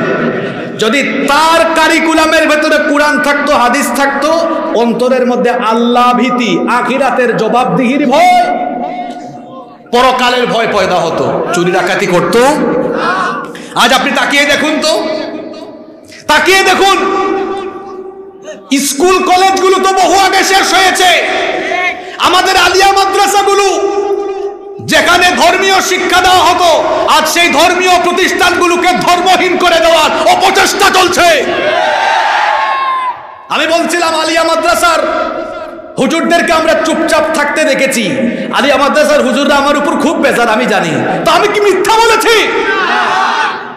এদেশের স্কুল কলেজ বিশ্ববিদ্যালয়ের এক শিক্ষক আসিফ সাহেব, তিনি কথা বললেন, আমরা তো এখনো পর্যন্ত কোন আলিয়া মাদ্রাসায় শিক্ষকদেরকে দেখি নাই অভিভাবক ছাত্রছাত্রীদেরকে জড়ো করে এই কারিকুলামের বিরুদ্ধে প্রতিবাদ করতে, আমরা দেখি নাই। তো আপনি যে আমার উপরে তো মন খারাপ করলেন, আপনার কাছে আমার প্রশ্ন, কেন মন খারাপ করলেন? হ্যাঁ, আপনার আপত্তি আছে, আপনি বলছেন যে মাঠ গরম করা বক্তব্য দেওয়া যায়, কিন্তু জায়গা মতো তো গিয়ে কথা বলতে হবে। তা আমি তো ওই দায়িত্বে নাই। আপনি মাদ্রাসার শিক্ষক, আপনাদের শিক্ষক সমিতি আছে, আপনারা যাবেন, মন্ত্রণালয়ে যাবেন, মাদ্রাসা বোর্ডে যাবেন, আপনার কাজ আমি করবো কেন? কাজ তো করতে হবে আপনাকে। আর আপনি যদি বলতেন আমাদের মাদ্রাসা শিক্ষা বোর্ড থেকে মাদ্রাসা শিক্ষা বোর্ডের বই পাবলিশ হবে, উচিত কথা বলেন আপনি। আপনার বই তো আসতেছে এনসিটিভি থেকে। আমি মাদ্রাসার ছাত্র ছিলাম, আমাদের বইগুলো আসতো আমাদের সময়ে বাংলাদেশ মাদ্রাসা শিক্ষা বোর্ড কর্তৃক প্রণীত। এখন দেখবেন লেখা আছে এনসিটিবি, ন্যাশনাল কারিকুলাম, ওই যে জাতীয় শিক্ষাক্রম ও পাঠ্যপুস্তক বোর্ড কর্তৃক প্রণীত। মাদ্রাসার বই এনসিটিবি থেকে আসবে কেন? মাদ্রাসার বই আসতে হবে মাদ্রাসা বোর্ড থেকে। মাদ্রাসার বই জাফর ইকবাল লিখবে কেন? মাদ্রাসার বই বিশ্ববিদ্যালয়ের শিক্ষক লিখবে কেন? মাদ্রাসার বই লিখবে মাদ্রাসার আলেমরা, মাদ্রাসার বই লিখবে ইসলামী আরবি বিশ্ববিদ্যালয়ের প্রফেসররা, মাদ্রাসার বই লিখবে ঢাকা বিশ্ববিদ্যালয়ের আরবি ইসলামিক স্টাডিজ ডিপার্টমেন্টের প্রফেসররা। আমার মাদ্রাসার বইয়ে এরা হাত দিল কেন?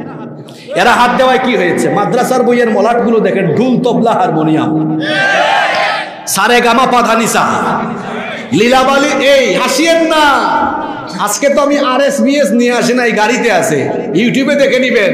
আমি কিন্তু যেটা বলি মুখ দিয়ে এমনি এমনি বলি না, আমার বক্তব্য আছে 1.5-2 ঘন্টার, প্রতিটা বইয়ের পাতা দেখিয়ে দেখিয়ে বলেছি, পেজ নাম্বার শুদ্ধ আমার মুখস্থ আছে। লীলাবালি, লীলাবালি, বড় যুবতী সৈগ বিয়ার সাজনী, কন্যা সাজলো। আমাদের ছেলে মেয়েদেরকে আমরা কি স্কুল মাদ্রাসায় পাঠাই নাচনেওয়ালি গায়িকা আর বিয়ের গীত শিখার জন্য? আবার কোন ক্লাসের বই আমি বলে গেলাম, সেখানে সিলেটি আঞ্চলিকতা বা আঞ্চলিক গান ঢুকানো হয়েছে। আমরার গাঁও যাইতাইনি, সুঙ্গা ফিটা খাইতাইনি, এটাও ঢুকিয়েছে। তারপরে আইলারে নয়া দামান আসমানের তেরা, এই নয়া দামান আসমানের তেরা, এটা কোন ক্লাসে রে? এখানে কে আছো? কোন ক্লাসে জানে এটা? হ্যাঁ, আইলারে নয়া দামান আসমানেরও, এগুলি পড়াশোনা। কথা বলেন না কেন আপনারা? একটা জাতিকে ধ্বংস করার জন্য বন্দুক মিসাইল নয়, তার শিক্ষা কারিকুলামে হাত দিতে পারলেই, এখানে আজে বাজে জিনিস ঢুকাইতে পারলেই একটা জাতিকে শেষ করে দেওয়া যায়। আজ আমাদের সোনামণিদের বইয়ের ভিতরে কি আছে? ফাহিম অন্তরা, প্রেমের গল্প আছে, নিরাপদ স্পর্শ, নিরাপদ স্পর্শ বলা হচ্ছে। মনে করেন তিনি তো আমার পিতার বয়সী, তিনি আমার হাতে হাত রাখলেন, বলা হচ্ছে বাবা সন্তানের হাতে হাত রেখেছে, মা রেখেছে নিরাপদ স্পর্শ। বাবা মা যেমন তার সন্তানের হাতে হাত রেখেছে নিরাপদ স্পর্শ, ওই বইয়ে বলা হয়েছে তোমার ক্লাসের বন্ধু তোমার হাতে হাত রাখতে পারে, এটাও নিরাপদ স্পর্শ। আবার বদমাশরা পার্থক্য করে দিয়েছে, কয় বাবা মা তোমার কপালে চুমো খেলেও তুমি তোমার সহপাঠীর কপালে চুমো খাইও না। কলা দেখা মূলা খাওয়াইতেছে। আচ্ছা বলেন তো, একটা ছেলে আর একটা মেয়ে হাত ধরলে পরবর্তী সময়ে ওইটা কি বাকি থাকবে? আর যে বলে মোল্লারা বেশি বুঝে, এগুলা ব্যাকডেটেড, ছেলে মেয়ে হাত ধরে হাঁটাহাঁটি করলে কিচ্ছু হবে না। যারা আমাদেরকে বলবে মোল্লারা কিচ্ছু বুঝে না, ছেলে মেয়ে হাত ধরে হাঁটাহাঁটি করলে কিচ্ছু হবে না, তাকে আমি করজোড়ে নিবেদন করব, ভাই তুমি দেশে বা বিদেশে উন্নত চিকিৎসক দেখাও, তোমার যৌবন নাই, তুমি অসুস্থ, তুমি সন্তান পয়দা দিতে অক্ষম পুরুষ, যেমন কুকুর তেমন মুকুর দরকার। আমার বাপই টিকতে পারে নাই আদম, হাওয়াকে দেখার পরে আগায় যায়, আল্লাহ কয় দাঁড়া আগে হালাল কইরা দেই। আমার বাপ টিকতে পারে নাই, আমি টিকতে পারবো? কথা বলছেন না কেন? আমার বাপ টিকতে পারে নাই, আমি টিকতে পারবো? এলাকায় দেখবেন একটা ষাঁড়, সিলেটি ভাষায় বলে দেখা, ষাঁড় গাভীকে পাইলে দৌড়ায়, যেখানে পশু তার বিপরীত লিঙ্গের কাউকে পাইলে দৌড়ায়। আরে মানুষ তো পশুর চাইতে উত্তম, বিপরীত লিঙ্গের প্রতি তার আকর্ষণ আছে বলেই বিবাহের মাধ্যমে প্রজনন ধারা বিশ্বে অব্যাহত আছে। যারা বলে ছেলে মেয়েরা হাত ধরে হাঁটাহাঁটি করলে হয় না, এদের প্রত্যেকের সমস্যা আছে, এরা প্রত্যেকেই যৌবনে অক্ষম। আমাদের দেশে দেখেন না, শাহরিয়ার কবির নামে একজন আছে, সে তো গোটা জানুয়ারি মাস ফাটাই ফেলছে মাইক একদম। কই মোল্লারা যতই চিল্লাক, যতই যা করুক, এটা ঠিক আছে, এটা আমার জাতির জন্য প্রয়োজনীয়, ট্রান্সজেন্ডারের পক্ষে বক্তব্য দিয়েছে এই শাহরিয়ার কবির। অবশ্য তাকে আমাদের দেশের মানুষরা কিছুর জানি কয়।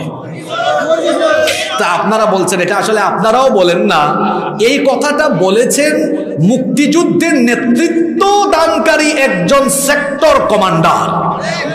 তো তার কথাকে তো আমরা হালকাভাবে নিতে পারি না।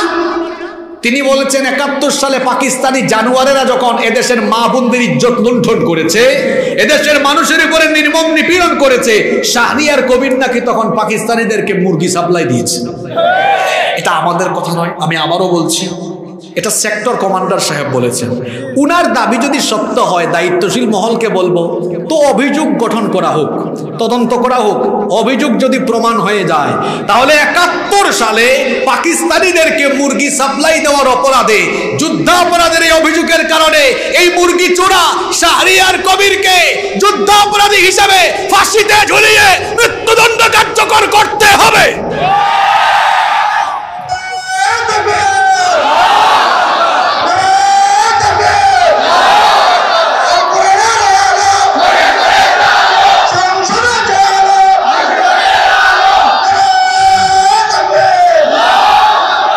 শুনেন শুনেন শুনেন, মনে পড়ছে আরেক কথা বলবো।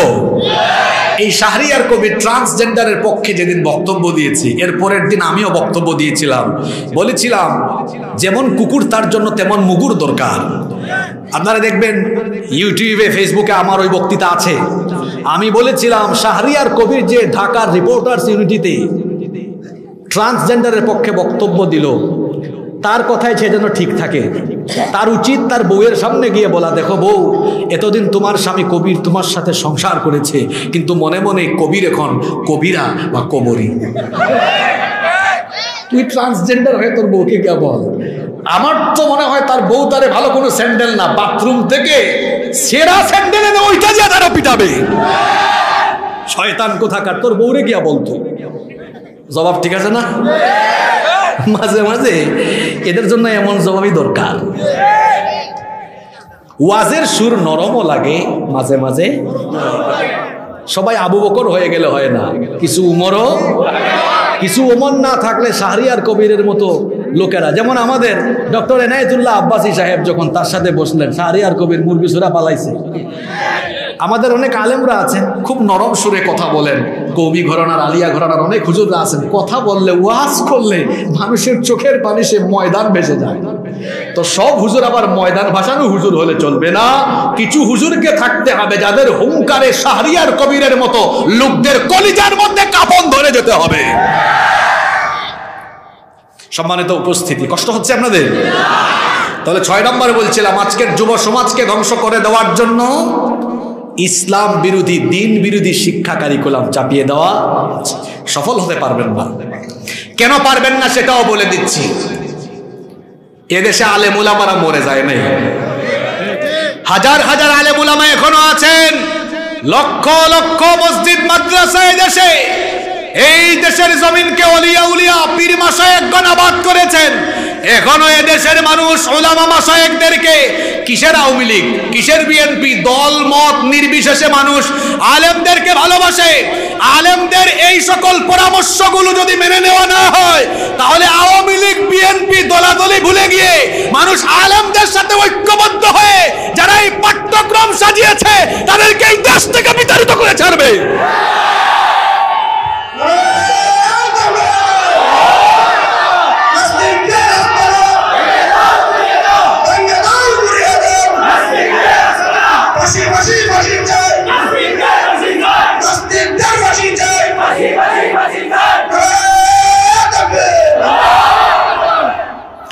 মাননীয় প্রধানমন্ত্রীর কানে দেওয়া হয়েছে, নিশ্চয়ই তিনি অ্যাকশন নেবেন। আপনারা জানেন, পশ্চিমাদের রক্তচক্ষু উপেক্ষা করে মাননীয় প্রধানমন্ত্রী ফিলিস্তিনের পক্ষে বক্তব্য দিয়েছেন। জানেন কিনা আপনারা? আমাদের দেশের প্রধানমন্ত্রী ফিলিস্তিনের পক্ষে বক্তব্য দিয়েছেন। আমেরিকা বেজা, আমেরিকা।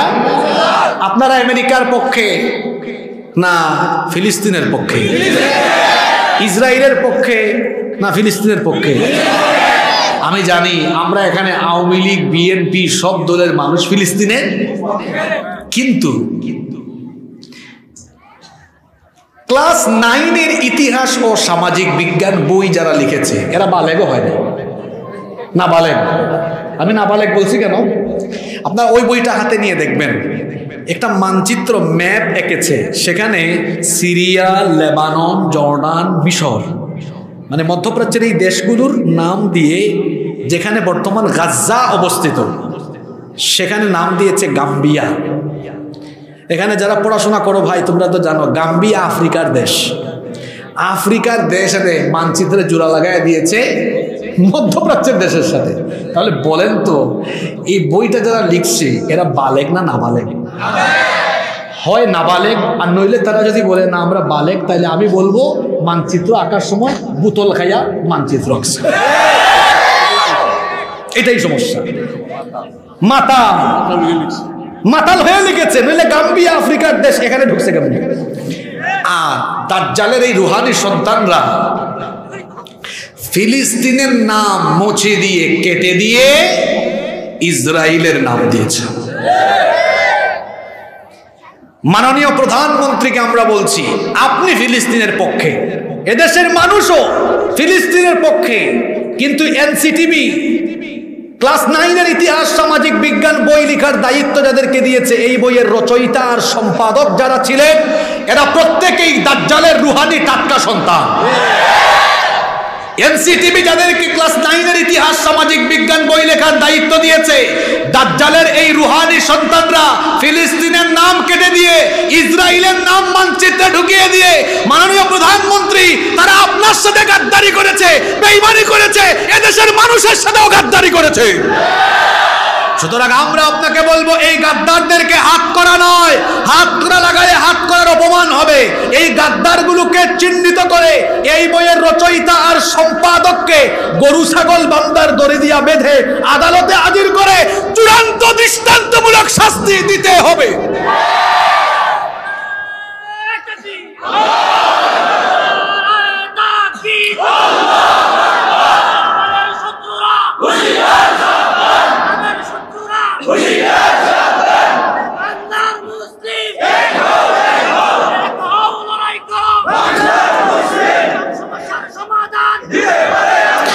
আলেমরা এক হয়ে গেছেন, আলহামদুলিল্লাহ পড়েন।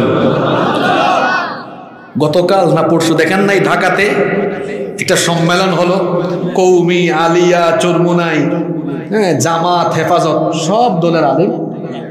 এই দেখেন আপনারা এখানে এখনো মনে হয় কৌমি ঘরানার আলেমরা আছেন, আলিয়া ঘরানার আলেমরা আছেন। দেখছেন হুজুরদের ঠেলাঠেলি বন্ধ। সুতরাং যারা বাংলাদেশে মনে করছেন হুজুরদের ঠেলাঠেলির সুযোগটা নেই, ঠিক আছে, আমরা হুজুররা মাঝে মাঝে ঠেলাঠেলি করলো, জাতির দুঃসময় আমরা এগুলো ভুলে যাই। সাবধান করে দিচ্ছি, আমরা হুজুররা কিন্তু আসলে ঠেলাঠেলিতে নাই। যারা মনে করছেন হুজুরদের দুর্বলতার সুযোগে এই উম্মতের লোকদেরকে আমরা শেষ করে ছাড়বো, এদেশের মুসলমান, এদেশের আলেম উলামাই সুযোগ দিবে না। কারণ বাংলাদেশের অতীত তালাশ করে দেখেন, যখনই কোনো জাতীয় দুর্যোগ এসেছে, এদেশের কওমি, আলিয়া, সারসিনা, ফুলতলি, চরমুনাই, হেফাজত, জামাত সবাই একত্রিত হয়ে গিয়েছে। প্রয়োজনে এই বিতর্কিত কারিকুলামের বিরুদ্ধে প্রয়োজন লাগলে কওমি, আলিয়া, হেফাজত, চরমুনাই, জামাত, ফুলতলি, সারসিনা সবাই আবার একত্রিত হয়ে যাবে। আমরা এই জাতিকে ধ্বংস হতে দিব না।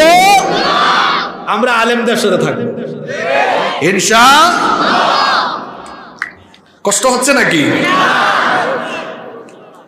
চলবে না, অফ করে দিব। নাম্বার 6, 6 নাম্বার, আমার যুব সমাজকে ধ্বংস করে দেওয়ার 6 নাম্বার কারণ হলো, মহিলারা আসছেন, মন খারাপ করবেন, এখন তাদের ওয়াজ আসছে। নগ্নতা, বেহায়াপনা, নগ্ন অর্ধনগ্ন পোশাকের সয়লাভ ঘটে যাওয়া। আজ আপনি দেখুন আমার যুবক ছেলেরা, যুবক ভাইয়েরা, তারা দেখা যাচ্ছে এমন এমন পোশাক পরছে, সতরও ঠিক থাকে না। দেখা যায় অনেক ছেলেদেরকে হাফ প্যান্ট পরে রাস্তাঘাটে ঘোরাঘুরি করে, এমন অসভ্য ছেলে আছে না নাই? খবরদার আমার যুবক ভাইয়েরা, হাফ প্যান্ট পরে রাস্তাঘাটে হাঁটবেন না, কারণ সতর ঢাকা নফল না ফরজ। আপনি যে হাফ প্যান্ট পরলেন সেটা তো আপনার হাঁটুর উপরে থাকলো, সতর ঢাকলো না, সতর আপনি লঙ্ঘন করলেন। আবার অনেক পুরুষদেরকে দেখা যায় সতর ঢাকতে ঢাকতে কাপড় নিচে নামাতে নামাতে টাকনুর নিচে, জুতার নিচে নামিয়ে দিয়েছে। এমন অবস্থা, লুঙ্গি নিচে পড়েছে, এত নিচে পড়েছে, তার লুঙ্গি হাঁটার সময় দেখা যাচ্ছে ঝাড়ুর মতো লুঙ্গি কাজ করছে। এমন একজনকে আমি একবার রাস্তায় পেলাম, জিজ্ঞেস করলাম, ভাই এত নিচে লুঙ্গি পরলেন কেন? গ্রামের মানুষ কি আপনাকে গ্রামের এলাকার রাস্তা ঝাড়ুদারের দায়িত্ব দিয়েছে নাকি? কয় হুজুর আপনি কি ফাইজলামি করেন নাকি? করলাম না ভাই, ফাইজলামি না, লুঙ্গির দিকে তাকান, এটা তো এত নিচে পড়েছেন, হাঁটার সময় এটা ঝাড়ুর মতো কাজ করছে। বলেন তো এমন মানুষ আমাদের এলাকায় আছে না নাই? নবীজি বলেছেন ওই ব্যক্তির উপরে লানত, ওই ব্যক্তির দিকে কিয়ামতের দিন আল্লাহ তাকাবেন না, তার সঙ্গে আল্লাহ কথা বলবেন না, তাকে আল্লাহ জাহান্নাম থেকে মুক্তি দিবেন না, পবিত্র করবেন না। সাহাবীরা জিজ্ঞেস করলেন, নবী গো কার কথা আপনি বলেন? নবীজি বললেন, যে পুরুষ টাকনুর নিচে কাপড় ঝুলাইয়া হাঁটে। যুবকদেরকে এখনই এই ময়দানে বসে ডিসিশন নিতে হবে, প্যান্ট, পায়জামা, লুঙ্গি সব থাকবে টাকনুর। যারা বলে হুজুর স্টাইল নষ্ট হয়ে যাবে, তাকাও আমাদের দিকে যুবকরা, আমাদের পায়জামা কত উপরে, জুব্বাও টাকনুর উপরে, এত লম্বা লম্বা পোশাক আমাদের, দেশ বিদেশ ঘুরি, কেউ কোনোদিন বলে না আনস্মার্ট লাগে, খারাপ লাগে, বাজে লাগে। বরং এই পোশাকে চলাফেরা করেও দেখা যায় সকল প্রফেশনের মানুষরা আমাদের কাছে এসে আমাদেরকে এই কথা বলতে বাধ্য হয়, আপনাদের পোশাকগুলো ভদ্র, ভালো পোশাক, দেখতেই ভালো লাগে। সুবহানাল্লাহ। এজন্য আমার ভাইদেরকে বলবো, নবীর সুন্নত মানার ভেতরে স্মার্টনেস আছে। আল্লাহ বুঝার তৌফিক দেন। এই হলো পুরুষের অবস্থা। আর নারীদের অবস্থা হলো কটকটি, নারীদের অবস্থা হলো কিরণমালা, নারীদের অবস্থা হলো পাখি, নারীদের অবস্থা হলো ওয়াকা ওয়াকা। এগুলা কিন্তু মানুষের নাম না, এগুলো হলো পোশাকের নাম। আমি যখন এই পোশাকগুলোর নাম শুনেছি ভাবলাম খুব ফজিলতের পোশাক হবে। আমি তো থাকি চিটাগংয়ে, আপনারা জানেন। চিটাগংয়ের এক গার্মেন্টস ব্যবসায়ী ভাইকে বললাম, ভাই এই যে ওয়াকা ওয়াকা পাখি, কিরণমালা, দেবদাস, বিষাদ সিন্ধু, কত জাতের ড্রেস আছে। এখন আবার যুবকরা ভাববে হুজুর এত ড্রেসের নাম জানে কেমনে? হুজুর মনে হয় পরিবারের জন্য এগুলা কিনে। না রে ভাই, পত্র পত্রিকায় ঢুকলে দেখা যায় কিরণমালার জন্য মেয়ের আত্মহত্যা, দেখবেন এমন খবর আছে না নাই? ওগুলা পরে পরে জানছি। তখন আমি জিজ্ঞেস করলাম এক ব্যবসায়ী ভাইকে, ও ভাই এই ড্রেসগুলা দেখতে কেমন? মনে হয় খুব সুন্দর, পর্দা করা যায় এগুলো পরে। কয় হুজুর কি বলেন? বললাম তাইলে এগুলার জন্য মেয়েরা মরে যায় কেন? কয় হুজুর দেখবেন নাকি? বললাম দেখান।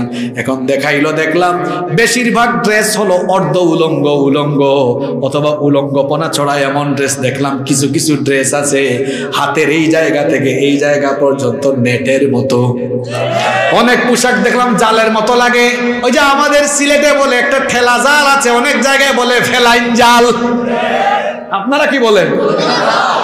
আমি বলেছিলাম তো এত টাকা দিয়ে এই ড্রেস কেনার কি দরকার? ফেলাইন জাল বাস থেকে খুলে ওইটা সিলাই করে ড্রেস বানায় দাও।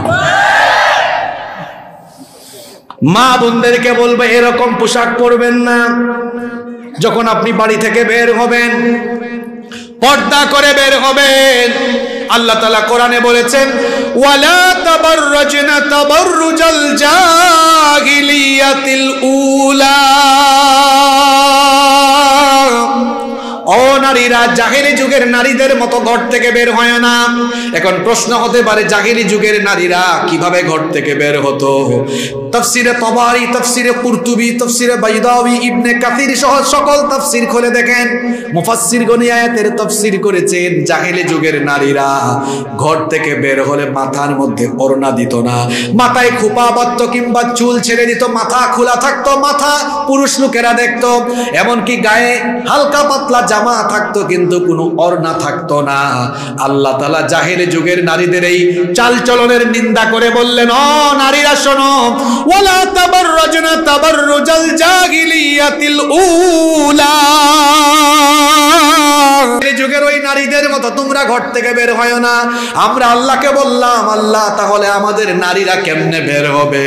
আল্লাহ বললেন, ওয়ালিয়াযরিবনা বিখুমুরিহিন্না আলা জুয়ুবিহিন্না।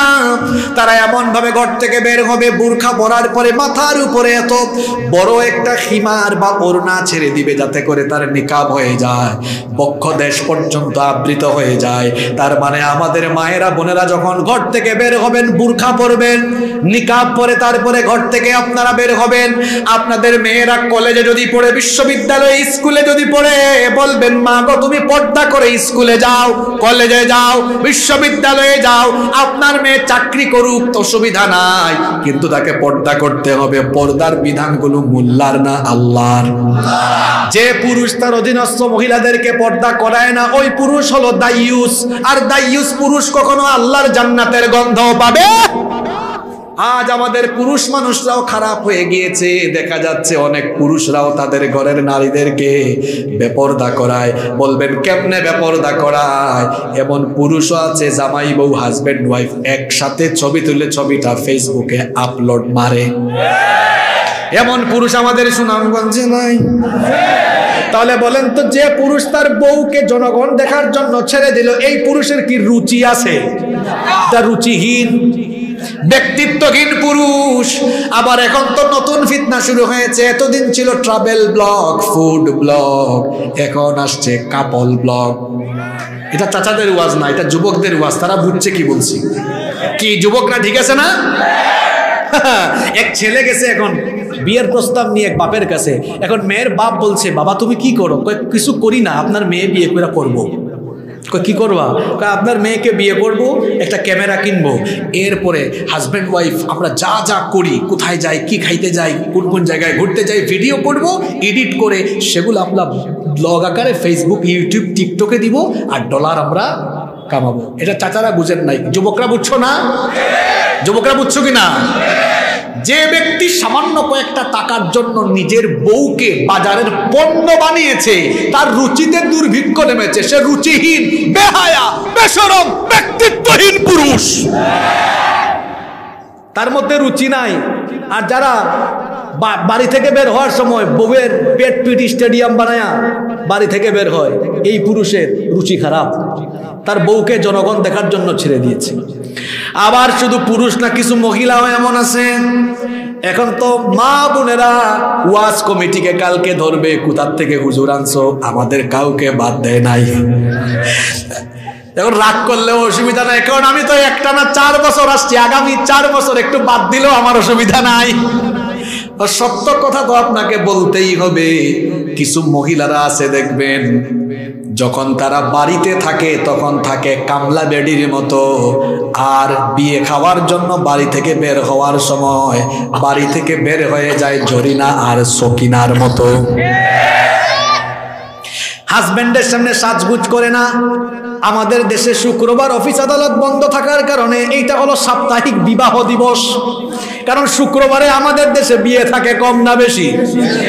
এখন দেখা যায় অবস্থা এমন হয়, হাজবেন্ড তার ওয়াইফকে বলছে, কই গো তোমার কি হলো, আরেকটু সময় দাও, 2-3 ঘন্টা হয়ে যায়, হয় না। বউকে বলে, কি গো তোমার হয়েছে, কই এই তো মেকআপটা শেষ করলাম, মাস্কারা দিয়েছি, লিপস্টিকটা দিয়ে নেই।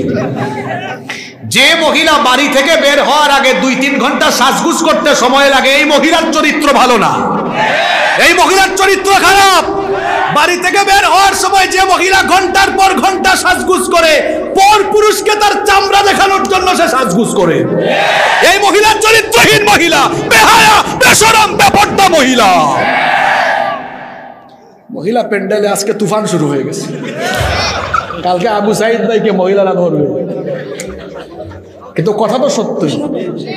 আপনি ঘর থেকে বের হওয়ার সময় কেন এত আটা ময়দা মাখবেন? আর ছেলেরাও আটা ময়দা দেখা পাগল। ও যুবক ভাইরা, আটা ময়দা আশকারা মাস্কারা মহিলা দেখা পাগল হয়ে যায় না, কারণ এমনও হয় আটা ময়দা মাখলে একরকম, সুটাই ফেললে আরেক রকম। বিপদ আছে না? না, আটা ময়দার বাক্স নিয়ে মহিলারা করি। মা বোনদের সহ পুরুষদেরকে সবাইকে বলবো, বাবারা, মায়েরা, ভাইয়েরা, বোনেরা, সবাইকে বলবো, আমাদের মেকআপের নাম হলো অজু। কি বলেছি? দেখবেন নামাজি মানুষদের চেহারার দিকে আপনারা তাকাবেন, চেহারার দিকে তাকালেই দেখবেন চেহারা থেকে মনে হয় যেন নূর ঝরে। কোনো মেকআপ নাই, কোনো ফেস ওয়াশ নাই, কোনো ক্রিম নাই, দেখবেন মাথা থেকে পা পর্যন্ত গোটা চেহারাটা দেখলেই দেখবেন মায়া লাগে।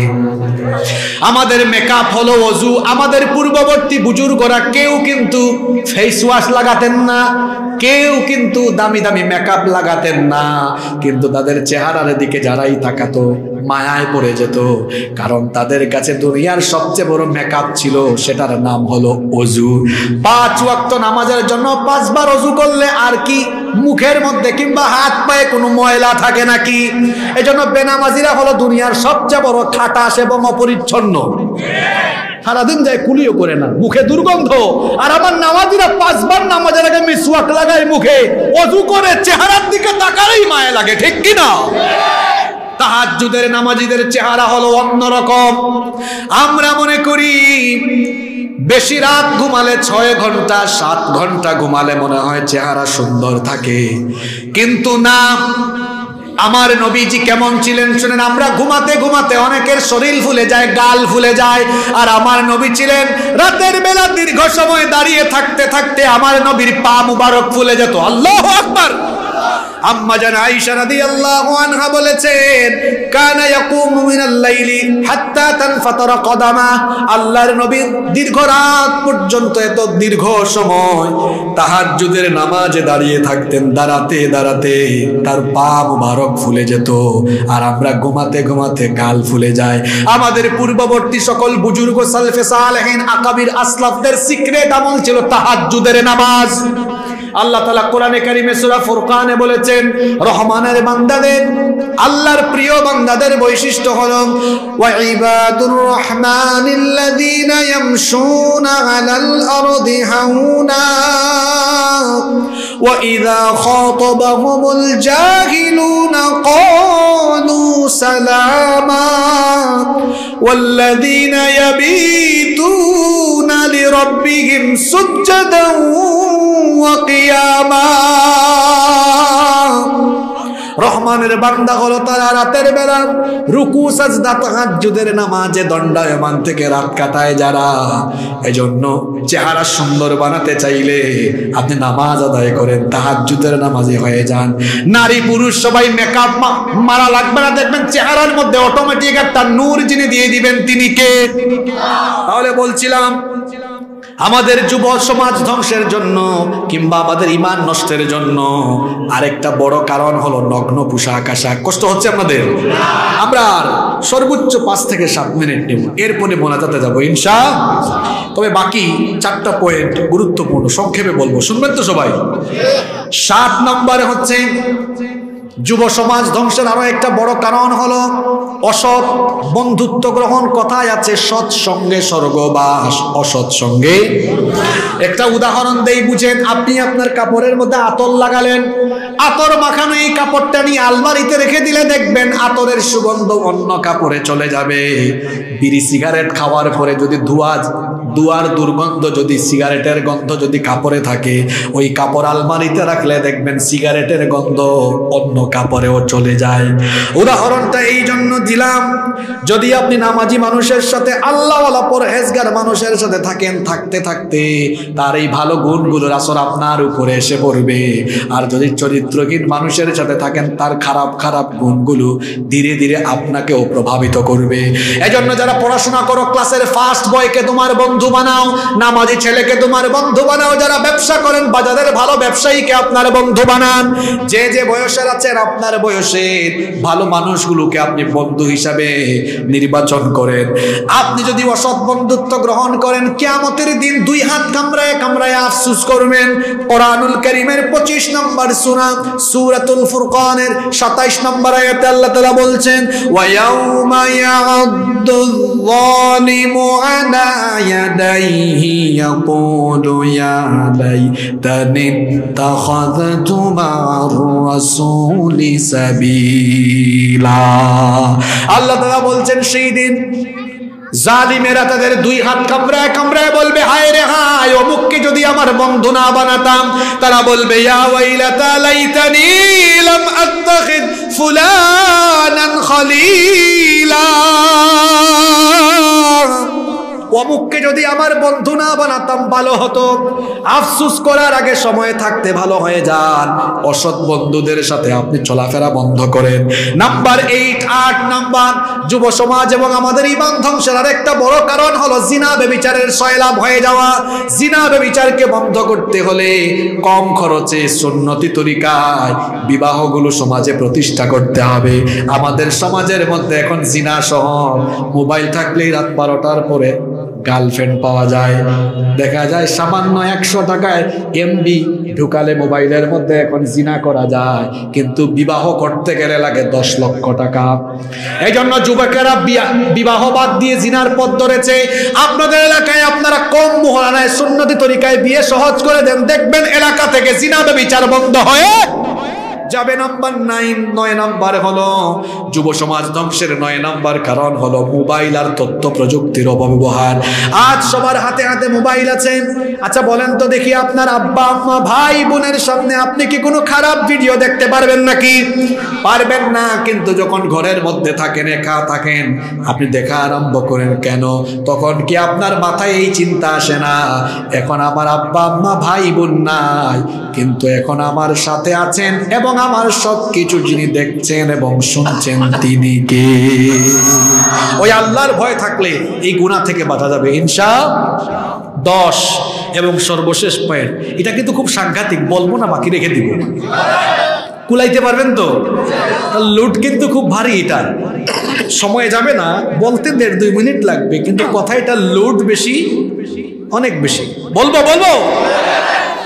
আজ আমার যুব সমাজ ধ্বংসের 10 নম্বর কারণ হলো, কি রাজধানী, কি শহর, নগর, বন্দর, কি গ্রাম, কোথাও এটা বাকি নাই, অসৎ এবং অযোগ্য নেতৃত্বের অনুকরণ। যুবকরা ভালো করে শোনো, যে বয়সে তোমাদের হাতে শুভা পায় খাতা কলম বই পুস্তক, কিছু বেঈমান তার নিজের চেয়ার, নিজের স্বার্থ, নিজের ক্ষমতার জন্য তোমাদেরকে সেই বয়সে লাঠির মতো ক্ষমতার জন্য ব্যবহার করে তোমার হাতে এই বয়সে তুলে দেয় লাঠি, সুটা, মদ, ইয়াবা, গাঁজা, পিস্তল, ফেন্সিডিল। তোমাকে দিয়ে মোটর সাইকেল শোডাউন করায়, সামনেও পিছনেও। ও যুবক ভাইয়েরা, তোমাদের এই যৌবন কারো সামনে পিছনে চামচামি করার জন্য আল্লাহ দেন নাই। এই যৌবন দেওয়া হয়েছে আল্লাহর দ্বীন কায়েমের আন্দোলনের জন্য। কাদের চামচামি করো তুমি?